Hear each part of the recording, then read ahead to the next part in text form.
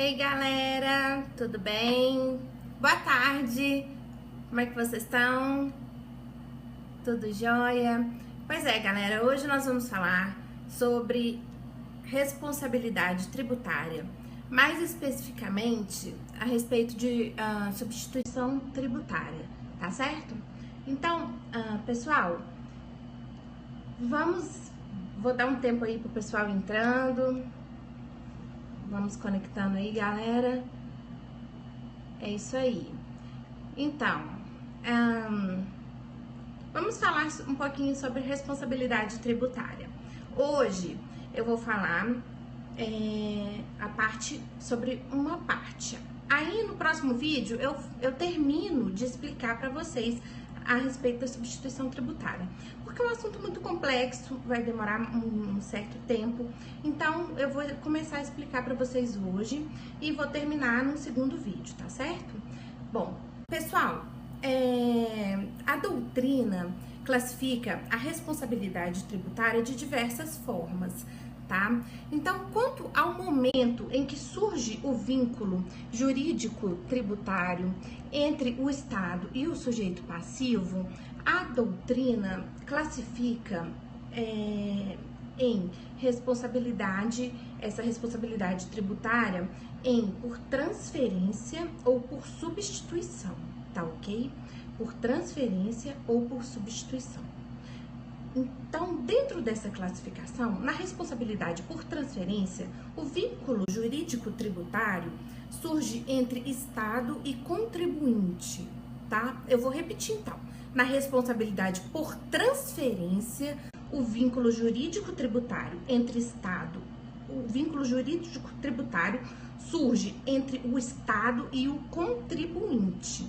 No momento posterior, tendo em vista uma determinação legal, este vínculo tributário passa para um terceiro, tá entendido? Por isso que ele é denominado responsabilidade tributária por transferência, porque inicialmente a responsabilidade tributária é do próprio contribuinte, do sujeito passivo contribuinte.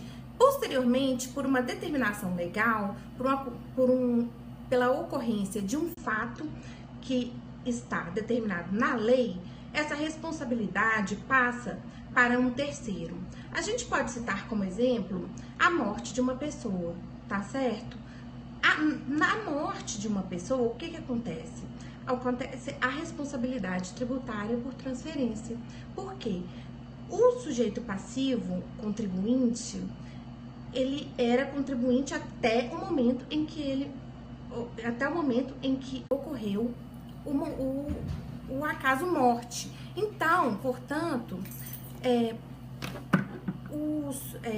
neste caso, o que vai acontecer? O espólio será o responsável tributário nesse caso. Então, uma responsabilidade por transferência, porque inicialmente essa responsabilidade se deu pelo contribuinte e foi transferida para o espólio, tá ok? Então, essa é a responsabilidade por transferência, tá?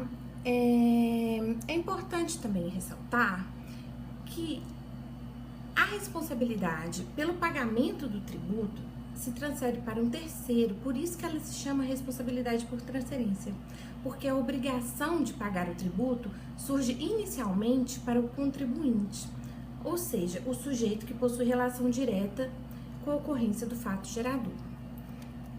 Só posteriormente é que essa responsabilidade é transferida para uma outra pessoa, tá?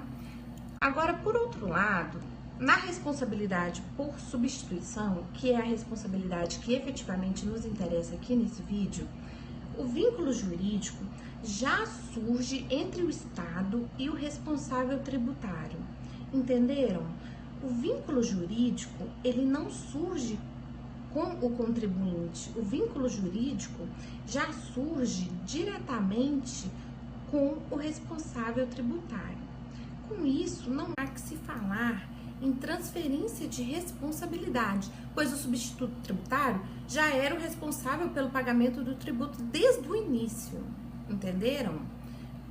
Bom, então, pessoal, existem dois tipos de substituição tributária, tá ok? Existem dois tipos.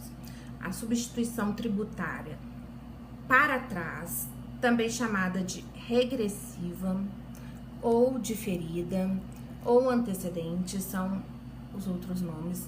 E nós temos a substituição tributária para frente, também chamada de progressiva ou subsequente. Hoje, nesse vídeo, eu pretendo estudar com vocês a substituição tributária para trás. No próximo vídeo, eu vou explicar a substituição tributária para frente. Até mesmo porque existe uma decisão do STF muito recente, muito interessante, a respeito da substituição tributária para frente, tá certo? Então, vamos lá. Na substituição tributária para trás, os sujeitos passivos que ocupam posições anteriores na cadeia de produção são substituídas pelas que ocupam as posições posteriores, entenderam? Quanto ao dever de pagar tributo. Então, eu vou citar aqui para vocês um exemplo. Vamos imaginar uma cadeia de produção, uma produção de leite, tá certo? Então, o que acontece? Nós temos diversos produtores rurais espalhados por todo o Brasil, não é? Então, e nós temos a indústria que irá comprar esse leite dos produtores rurais. E essa indústria irá vender o leite para os consumidores finais, tá certo? Então, nós temos os produtores rurais, diversos, milhares de produtores rurais espalhados por todo o Brasil. Nós temos a indústria que compra esse leite dos produtores rurais e nós temos a venda aos consumidores. Com isso, o que acontece? Os produtores rurais irão vender os seus leites para a indústria. A indústria irá vender o seu leite para os consumidores. Só que na substituição tributária, o substituto tributário, efetivamente, é a indústria.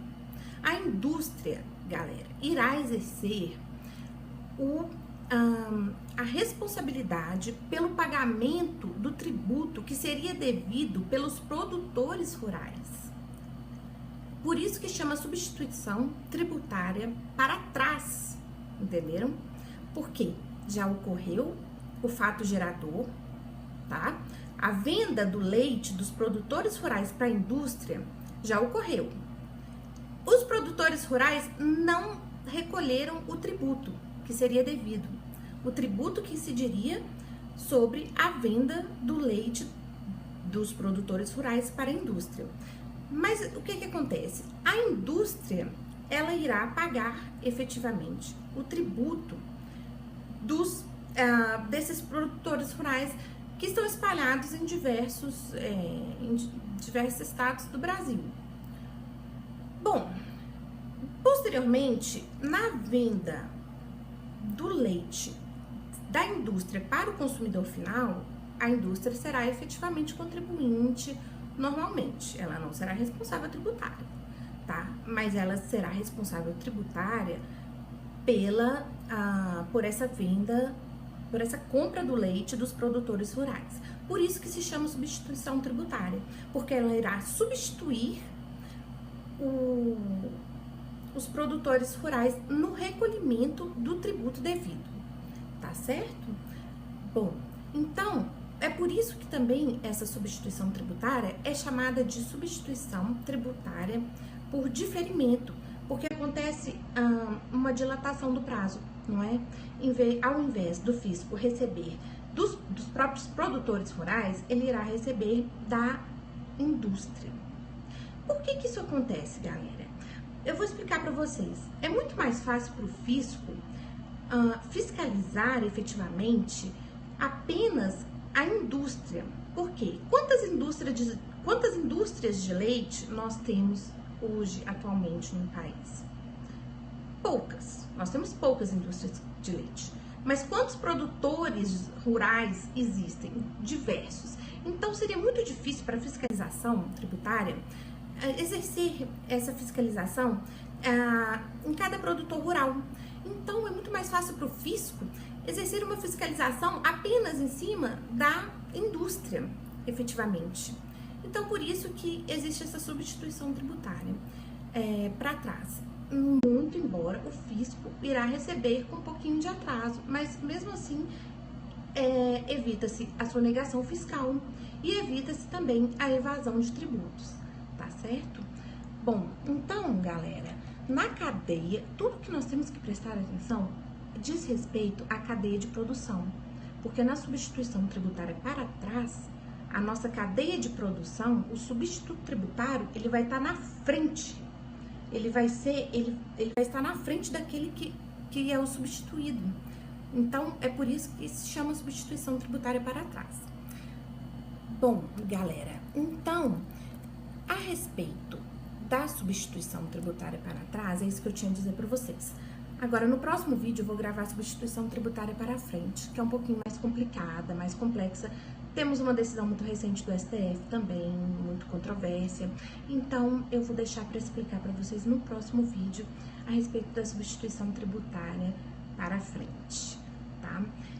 Eu espero que vocês tenham gostado do vídeo e eu vou dar uma dica para vocês, hein? Prestem atenção, eu vou dar uma dica para vocês.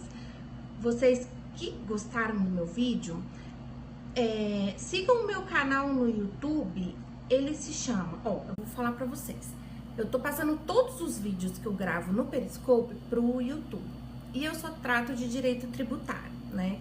Então, o meu canal no YouTube, caso vocês percam o vídeo ou queiram assistir de novo, o meu canal no YouTube é Direito Tributário Esquematizado e Descomplicado. Então, galera, eu espero vocês lá, tá? Eu agradeço muito a audiência de vocês e eu desejo um Feliz Natal, um ótimo Natal para todo mundo, um bom descanso, tá?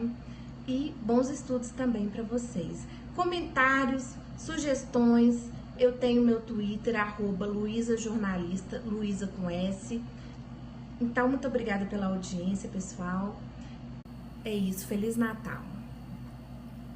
Até o próximo vídeo, hein?